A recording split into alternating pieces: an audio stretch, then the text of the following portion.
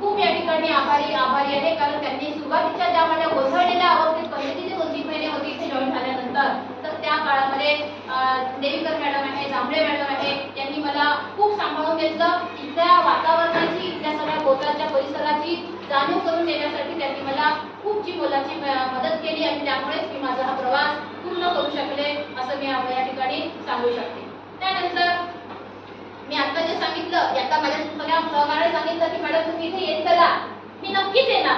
मी आत्ताच मगाशी ऑफिसमध्ये म्हटलं कल्पनाला की मी इथे नक्की येणार, कारण मला करमणार नाही तुमची भेट घेतल्याशिवाय.